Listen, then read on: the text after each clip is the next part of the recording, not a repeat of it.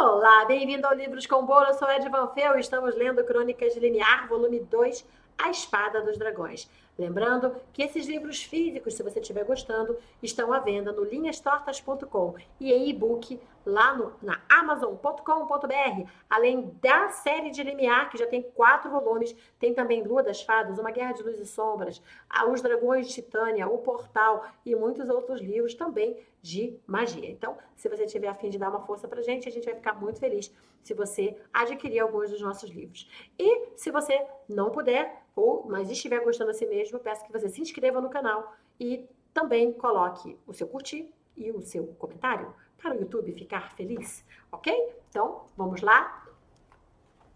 Capítulo 22. A Torre de Marfim e Ouro. Eles saíram bem cedo, quando ainda estava escuro. Quando o sol os alcançou, já estavam na estrada, o sono já espantado pelo movimento. E conforme o dia ia jogando sua luz pelo caminho que seguiam, as palavras começavam a vir em conversas descompromissadas. "E como está com Isabelle?" perguntou Romano, mais para puxar conversa do que por outra coisa. Dirk o olhou parecendo surpreso em ouvir o nome da namorada. Então, fez um balançar de ombros e respondeu: "Ah, está indo." E foi essa reação que fez Romano ficar curioso sobre o assunto. O trotar dos cavalos mantinha o ritmo, e junto com o som dos pássaros matutinos, era a única coisa ouvida. "Achei que estavam bem." Dirk voltou a olhar para ele.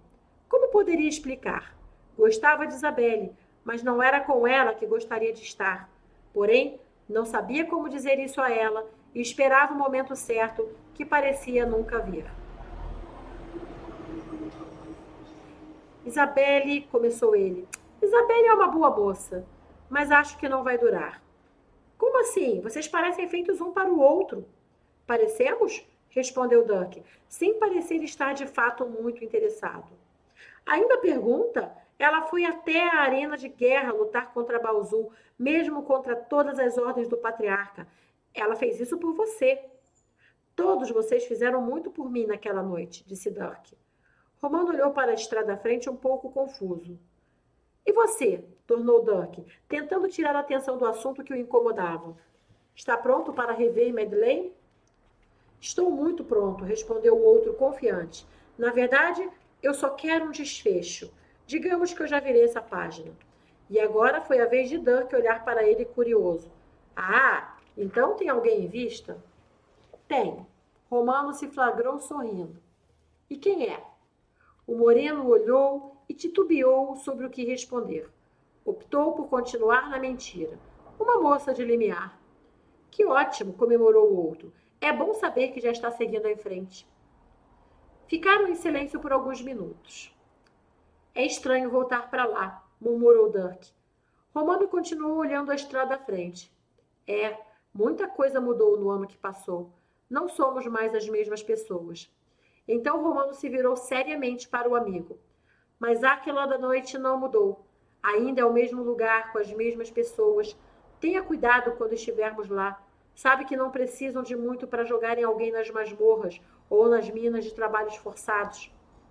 Dirk concordou com a cabeça. Sabia do que Romano estava falando. Seu pai era o chefe da guarda de Auguste de Gaulle, o barão de Áquila da Noite, e era responsável por praticamente toda a injustiça que ocorria na cidade. E não era pouca. Sabia também que o pai não gostaria de revê-lo depois que o desafiou. E a cada passo que davam, Dirk sentia que voltar para Fled Crolig não tinha sido uma boa ideia. Não tinha bons sentimentos para com aquele lugar. E nos longos momentos de silêncio que intercalavam suas conversas, Romano também pensava no desfecho que tanto desejava. Em Serenidade, todo mundo acordou tarde e acabou pulando o café da manhã. Reuniram-se para o almoço, onde a conversa fluía animada entre a mastigação.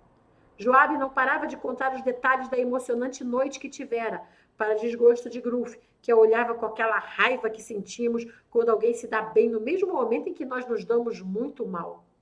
Então, de repente, Gruf se virou para Vanna e disparou. "Ah, e o Rotorno é pobre."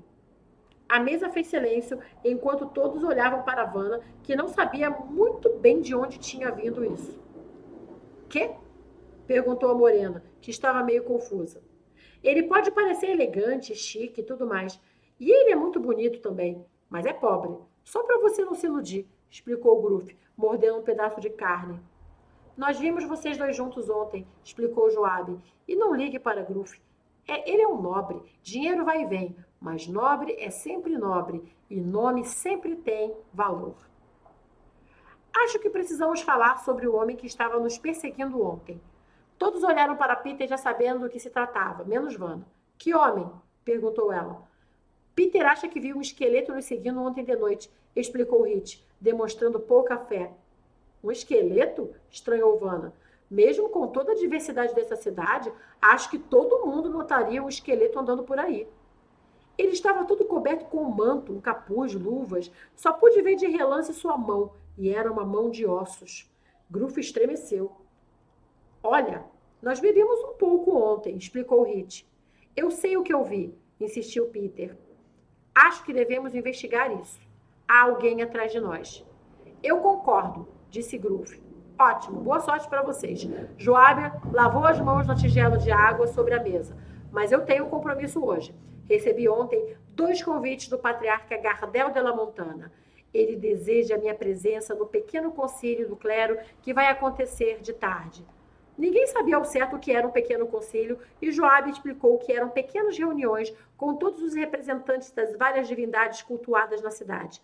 Não era nada muito especial, a não ser que você fosse um ninguém, como Joabe. Para uma noviça como ela, era uma grande honra receber tal convite. E quem você vai levar? Perguntou Gruff. Bem, acho que Dirk seria o ideal, ponderou Joabe. Mas já que ele não está... Gruff, você gostaria de ir comigo? Cruzes? Eu não. Parece muito chato. Eu posso ir, se ofereceu Hit, que não tinha planos para aquela tarde. Ótimo, combinado. Vamos dar uma volta na cidade? Não podemos ir assim. Hit pensou por um segundo que talvez não tivesse sido uma boa ideia. Mas já era tarde demais e em alguns minutos ele já estava comprando roupas finas em lojas metidas à besta. Gruff apoiava totalmente a teoria de Peter Paul de que estavam sendo seguidos por um esqueleto e juntos resolveram investigar. Isso deixou Vanna, que não acreditava que o esqueleto estava andando impunemente por aí, com a tarde livre. Ainda estava na mesa, pensando no que ia fazer, quando uma cabeça loira surgiu, refletindo o sol das primeiras horas da tarde que entravam pela taberna. Ela acenou para ele e ele deu rápidos passos na sua direção. Oi, Morena. Oi, Morrissey. Quer comer? O loiro olhou para a mesa e aceitou o convite.